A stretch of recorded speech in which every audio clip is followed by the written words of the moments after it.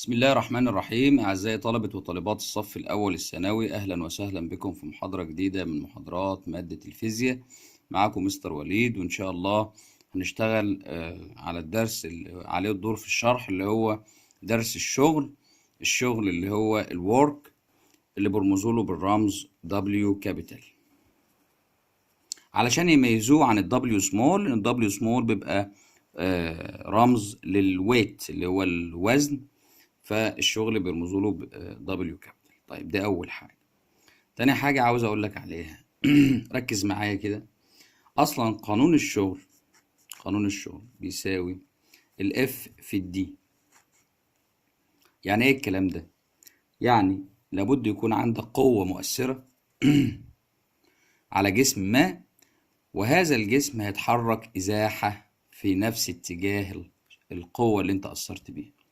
بمعنى ايه؟ بمعنى ان انت لو اثرت بقوه على جسم وما تحركش الازاحه دي، يبقى الشغل يطلع بصفر. طيب عاوز اكلمك على الاسباب اللي ممكن تخليك انت ممكن حاسس انك بتبذل قوه، وفي نفس الوقت انت ما بذلتش شغل. الحاجه اقول لك عليها ان انت مثلا لو انت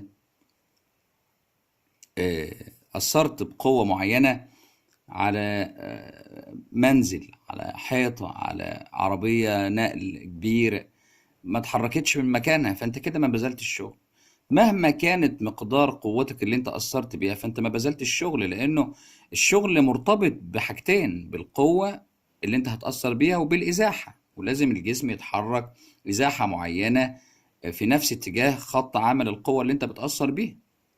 معنى كده انه الشغل لما احب اعرفه تعريف الشغل، اقول ايه؟ اقول ان الشغل حاصل هو حاصل ضرب القوة في الازاحة في خط او في اتجاه خط عمل القوة. تمام كده؟ طيب عاوز اتكلم على وحدة القياس بتاعت الشغل. وحدة قياس الشغل بتساوي وحدة قياس الطاقة. هتقول لي ليه؟ يعني اقول لك لان الشغل طاقة والطاقة شغل. يعني انت لو ما عندكش اصلا طاقة مش هتقدر تبذل شغل، فالاتنين بيتقاسوا، الطاقة او الشغل، اذا كانت طاقة الوضع ولا طاقة الحركة ولا اي طاقة من الطاقات اللي انت بتبذلها. اذا انت ما عندكش طاقة مش هتقدر تبذل شغل. هما الاتنين وحدة قياسهم الجول. طيب انا ممكن اجيب وحدة قياس اخرى مكافأة للجول. انا عندي الدبليو بتساوي الاف في الدي. طب ما هو الاف انت عارف انها بتتقاس بالنيوتن، والازاحة بتتقاس بالمتر. يبقى اذا الجول اللي هو بنرمز له بالرمز جا هيكافئ النيوتن في متر. طب ما انا اقدر اجيب كمان وحدة قياس للشغل. الشغل بيساوي الاف في الدي، وانت عارف انه الاف اصلا بتساوي الكتلة في العجلة كمان في الازاحة. يبقى الكتلة في العجلة مكان الاف في الازاحة. طب هي الكتلة بتتقاس بايه؟ بتتقاس بالكيلوجرام، والعجلة بتتقاس بايه؟ بتتقاس بالمتر ثانية سالب 2. طب والإزاحة بتتقاس بالإيه؟ بالمتر. أصبح عندك هنا متر وعندك هنا متر، يبقى كيلوجرام متر تربيع ثانية سالب 2. هتبقى دي برضو وحدة قياس للشغل، ومن خلالها هنجيب صيغة أبعاد الشغل اللي هي هتبقى ام ال تربيع تي سالب 2. يبقى أنت كده عندك كمان اللي هي صيغة الأبعاد بتاعت الشغل. طيب تعال عاوز اقول لك على حاجة. انت ملاحظ انه الشغل بيساوي القوة في الازاحة، وعارف انه القوة كمية متجهة والازاحة كمية متجهة، فبالتالي بديهي او انك تقول الشغل كمية متجهة. ولكن الشغل كمية قياسية، رغم انه، يبقى اقول لك بالرغم من ان الشغل حصل ضرب كميتين متجهتين الا انه كمية قياسية. ليه كمية قياسية؟ لانه انت فاكر في الترم الاول، فاكر الدوت دي اللي كنا بنحطها لما كنا بنيجي نضرب ضرب قياسي لمتجهين، كنا بنقول دوت، ما كناش بنقول، كنا بنقول في الاتجاه كروس. يعني لو انا بقول لك اف في دي هتقول لي ده ايه؟ حاصل الضرب القياسي للقوه في الازاحه. لو انا كنت قلت لك اف كروس دي كنت هتقول لي ده اسمه حاصل الضرب بالاتجاهي للقوه في الازاحه. اذا انا عندي الاف في الدي حاصل الضرب القياسي، يعني عاوز المقدار فقط، مقدار القوة ومقدار الإزاحة. يبقى هنقول إيه؟ يعني هيجي يقول لي علل: بالرغم من أن القوة والإزاحة كميتان متجهتان إلا أن الشغل كمية قياسية. أقول له لأن الشغل عبارة عن حاصل الضرب القياسي لمتجهي القوة والإزاحة. طيب، في برضو ملحوظة مهمة عاوز أقول لك عليها. أنا اتفقت معاك وقلت لك إنه الشغل بيساوي القوة في الإزاحة، بس عاوز أقول لك على حاجة. افرض إنه يعني إذا كان، هقول لك إذا كان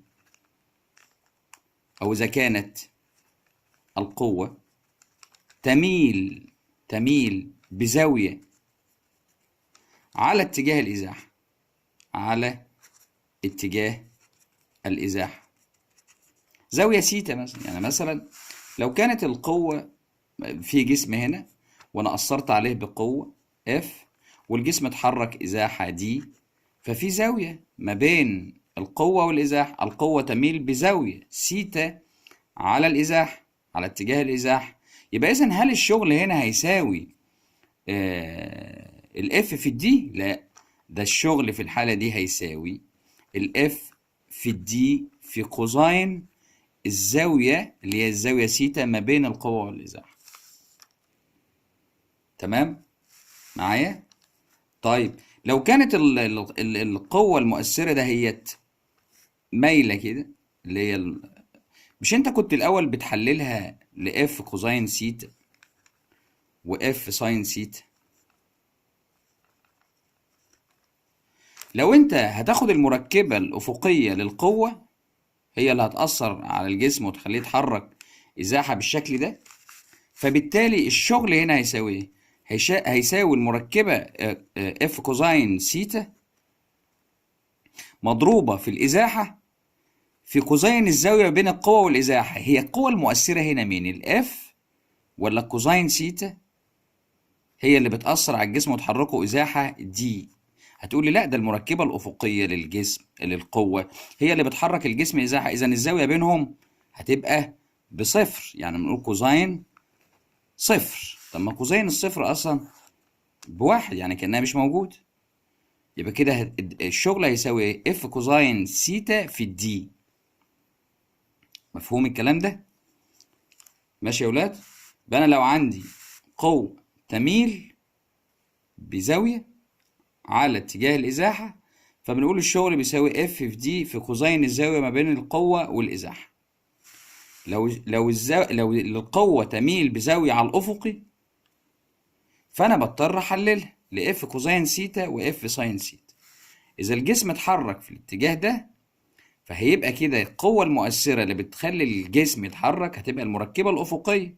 ما باجي أعوض عن القوة، بعوض عن هل القوة ولا المركبة الأفقية بتاعتها. المركبة الأفقية بتاعتها مضروبة في الإزاحة في قوسين الزاوية ما بين القوة المؤثرة والإزاحة، فلاقيها صفر، يبقى كأنها مش موجودة. تطلع هياها زي الحالة اللي فوق بالظبط. تقول اف كوزين سيتا في دي زي اف في دي كوزين سيتا، هي. طيب عاوز برضو اقول لك على حاجة. عاوز اتكلم على العوامل التي يتوقف عليها الشغل من خلال القانون اللي هو ال W بتساوي F في D كوزين سيتا. شايف انه ال W هتتناسب تناسبا طرديا مع ال F عند ثبوت ال D والكوزين، هتتناسب تناسبا طرديا مع ال D عند ثبوت ال F والكوزين سيتا، هتتناسب طرديا مع كوزين سيتا عند ثبوت ال F وال D. طيب يعني القوة بتأثر والإزاحة قوة بتأثر بثبات والإزاحة ثابتة بالنسبة لي، فهيبقى عندي الكوزين هو المرة دي اللي هيتناسب طردي مع الشغل. بمعنى إيه الكلام ده؟ بمعنى إن أنا لو حبيت أعمل علاقة ما بين ال W وما بين القوة فيديني علاقة طردية، والسلوب في العلاقة دي هيساوي إيه؟ مين شاطر بقى يقول؟ السلوب بيساوي دلتا W اللي هو الرأسي على دلتا F، اللي هو بيساوي ايه بقى؟ اللي هو من القانون باقي لي مين لما اعمل بين ال W وال F؟ يبقى لي دي كوزين سيتا، يبقى اذا السلوب هيساوي دي كوزين سيتا. طيب لو حبيت اعمل علاقة ما بين ال W وما بين ال D اللي هي الازاحة، فبرضه هتطلع علاقة طردية، والسلوب هنا هيساوي ايه بقى؟ السلوب هنا هيساوي الدلتا W على الدلتا D، اللي هو بيساوي ايه؟ بحب اعمل هنا ما بين ال W وال D فيتبقى لي F كوزين سيتا، يبقى اديني F كوزين سيتا. طب لو حبيت اعمل العلاقة التالتة ما بين ال W وما بين الكوزين سيتا، اديني علاقة برضو طردية. السلوب هنا هيساوي ايه؟ السلوب هنا هيساوي الدلتا W على الدلتا كوزين سيتا، اللي هو بيساوي اللي باقي بقى اللي هو مين؟ معامل س اللي هو مين؟ F في الدي، الاف في الدي. ماشي يا ولاد؟ تمام كده؟ يا ريت يكون مفهوم. بعد كده هسألك سؤال.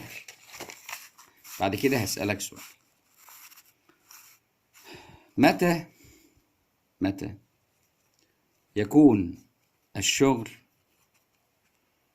موجب؟ ومتى يكون سالب؟ شوف، الشغل موجب في حالة ما تكون القوة اللي بتأثر على الجسم اللي هي الاف دي في نفس اتجاه الإزاحة اللي هيتحركها، فهتبقى الزاوية بينهم سيتا بتساوي صفر. ده هيبقى موجب، بس هيبقى قيمة عظمى موجبة، لأنه كوزين الصفر بواحد. حبيت أكتب القانون أقول الدبليو بتساوي إيه؟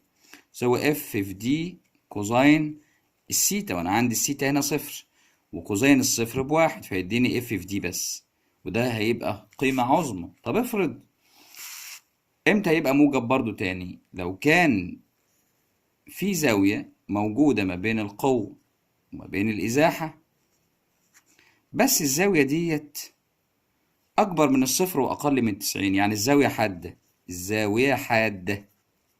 يعني السيتا أكبر من صفر وأقل من 90، دي زاوية حادة، ويبقى الشغل برضو موجب. يبقى إذن الشغل موجب بقيمة عظمى هنا، والشغل موجب في حالة الزاوية الحاد عموما.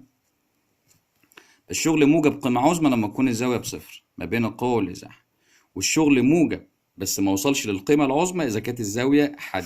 طب كبر الزاوية كده شوية اللي ما بين القوة والإزاحة وخليها 90، يعني لو القوة هنا والإزاحة هنا كده زاوية 90 ما بينهم اللي هي السيتا دي، فيبقى كوزين 90 بتساوي صفر، يبقى كده الشغل بيساوي صفر.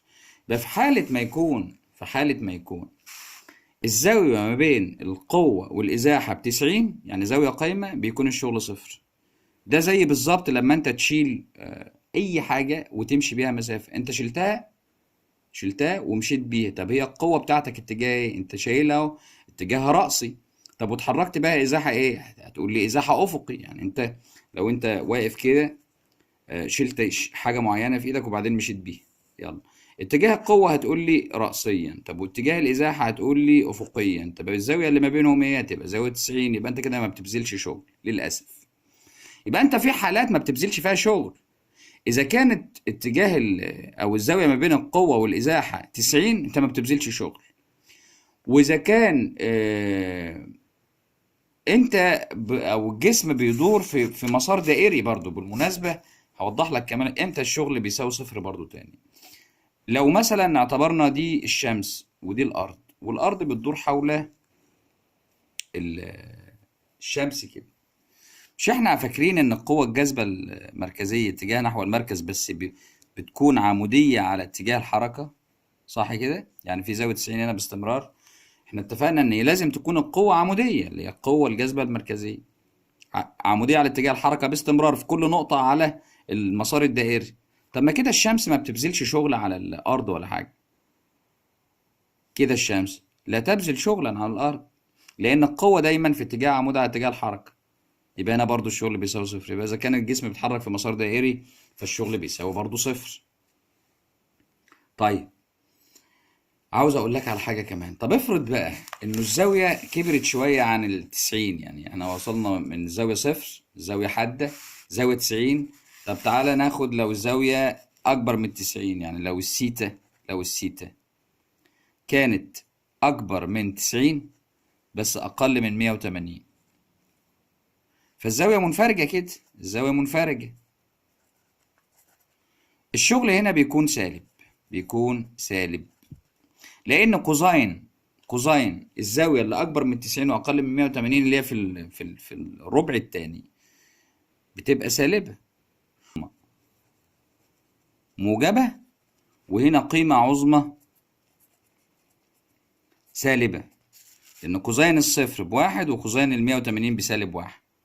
طب لما تكون قائمه هنا او برضه هنا، ما هنا قائمه، يعني لو جبت القوه هنا فهي قائمه مع الازاحه برضه هتطلع الكوزين بتاعها بصفر. طب افرض انت خليت القوة هنا، هتبقى الزاوية حد ما بين الإزاحة وما بين القوة، هتطلع موجبة، وهكذا. المهم يعني انه الزاوية لو حادة موجبة، الزاوية لو قايمة يبقى صفر، الشغل صفر. الزاوية لو منفرجة هتبقى الزاوية سالب. خلاص كده؟ طيب تعالى اكمل معاك. يا ريت بس يكون الكلام، انتوا متعودين بقى ان احنا بنتكلم بندردش، يعني بندردش. انا كده يعني اعتبر ان انا دردش معاك في الحتت اللي هي المهمة اللي انا عاوز ادردش فيها. آه، ما فيش يعني حاجة عاوز اكلمك فيها تاني اكتر من ان انا بقى ممكن ناخد مثال مثلا ونحله، حاجة زي كده، او نفتح مثلا الكتاب على على الاسئلة كده، ممكن نحل مع بعض الكلام ده اختياري ده مثلا كتطبيق يعني سريع على اللي احنا قلناه ده هوت بسرعة. هو بيقول لي صيغة أبعاد الشغل، ما خلاص ما احنا قلناها من شوية في الشرح. يعني لما كنا بنجيب صيغة أبعاد الشغل كنا بنجيبها اهي. فاكر كنا بنجيبها ازاي؟ اهي بعد ما وصلنا للكيلو جرام في متر تربيع ثانية سالب 2، بقت ايه؟ ام ال تربيع تي ناقص 2، اللي هي تبقى دي. طب الجول يكافئ ايه؟ الجول يكافئ النيوتن في المتر، وقلناها برضو لما كنا بنشرح اهي. الجول يكافئ نيوتن في متر، نيوتن في متر، لا يبقى الخيار ده. يكون الشغل المبذول أكبر ما يمكن إذا كان اتجاه القوة المؤثرة على الجسم يصنع مع اتجاه الإزاحة زاوية. احنا لسه قايلينها دلوقتي، احنا قلنا لما تكون الزاوية بصفر فقوسين الصفر بواحد، وده أكبر قيمة للشغل، أكبر قيمة عظمى للشغل موجبة لما تكون الزاوية بصفر. تمام، اللي هو الخيار ده. عندما يتحرك جسم في اتجاه يميل على اتجاه القوى المؤثرة بزاوية 60، فإن الشغل المبذول يساوي. طب هو الزاوية 60 ما بين القوة والإزاحة، طب قوسين ال60 ما هو بنص، يعني هيديني نصف القيمة العظمى للشغل، اللي هو الخيار هيبقى ج ده. تمام. طيب يكون الشغل سالب عندما يكون اتجاه الإزاحة أكيد عكس اتجاه القوة. قلت لك لما تكون الزاوية منفرجة أو هما عكس بعض، يعني زاوية 180 ما بينهم، كنا بنقول الزاوية 180، فطبعا يعني كأن القوة عكس اتجاه الإزاحة في الشغل سالب، فالشغل هيبقى سالب. طيب بيقول لي في رقم 7، بيقول لي إذا زادت القوى المؤثرة على جسم للضعف بحيث يقطع نفس المسافة، يعني المسافة ثابتة يعني، فإن الشغل المبذول أكيد يزداد للضعف برضه، لأن احنا اتفقنا إن العلاقة بينهم طردية ما بين الشغل وما بين القوة. تمام. تحرك جسم في مسار دائري، خد بالك في مسار دائري، كلمة في مسار دائري لوحدها وفي الآخر هيقول لك هات الشغل، هتقول له زيرو على طول على طول. ليه؟